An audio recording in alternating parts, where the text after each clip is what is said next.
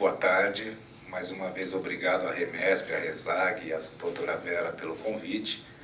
Eu vou tentar não chover no molhado, né? Porque os depoimentos, os trabalhos apresentados anteriormente falam por si só. Mas eu vou convidar vocês a tentar olhar a questão da rastreabilidade com os olhos de um empreendedor. Vamos pensar no seguinte: o que demanda rastreabilidade metrológica? Regulamentação, saúde, consumidor. O consumidor sabe o que é a rastreabilidade metrológica? Muitas vezes não. Então, a gente está acostumado no dia a dia a pensar na regulamentação, onde a gente tem itens pré-medidos, temos as demandas dos laboratórios, dos quais nós participamos, né?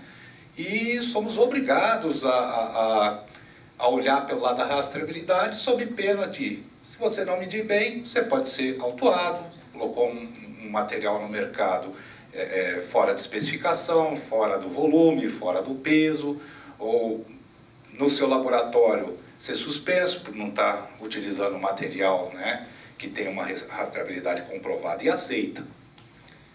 E isso é evidente no dia a dia, onde a gente vai lá comprar uma garrafa de água, a gente vê lá, olha, tem 200 e poucos ml, 290, comprar alguma coisa onde se precisa medir o comprimento, ou ver um volume, né? Então isso são coisas que no dia a dia a gente está acostumado, né? E de certa forma a gente sabe que tem alguém cobrando aquele número.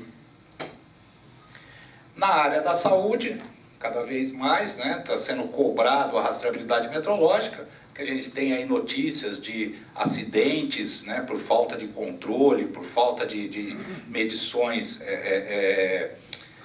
com veracidade, né, que podem ocorrer aí a morte ou até a pessoa ter defeitos aí congênitos e levar isso pelo resto da vida. Mas e o consumidor?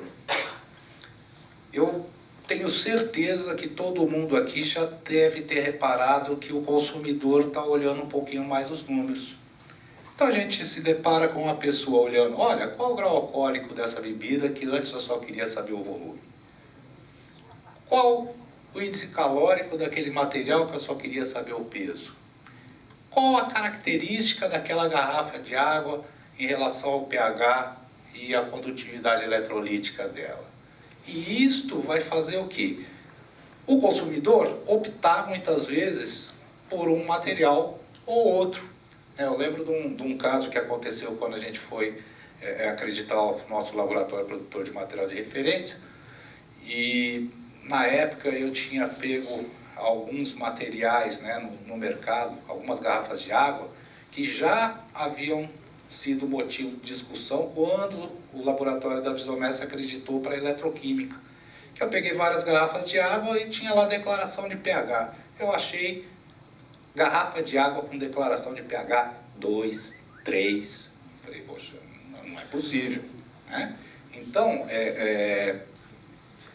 essa veracidade de informação pode tanto trazer o consumidor para a marca, como também pode afastar mesmo, né?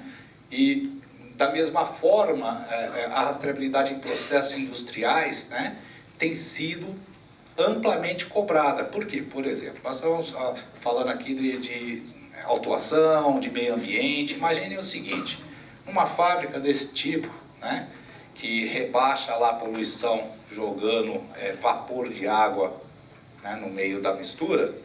O que acontece? Se ela jogar pouco vapor de água, sai material com poluição, pode ser autuado.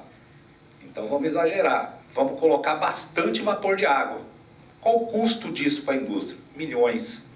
Então, no momento que se consegue fazer a equalização e ter uma rastreabilidade metrológica comprovada, por que comprovada? Para poder não correr o risco nem de ser autuado, nem de gastar muito dinheiro, você consegue alavancar projetos e produtos com uma forma mais inteligente, né? E com isso ganhar mais dinheiro, que é o fim para tudo, né? A gente tem que trabalhar, ninguém gosta, efetivamente, de trabalhar muito, né? Mas nós temos para poder ter as nossas regalias e viver bem, né?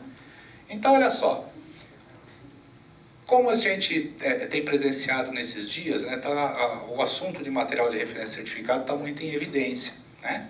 E imagina o seguinte, naquela transparência que eu falei da água, a pessoa que colocou aquele número de pH, ele não colocou por dolo.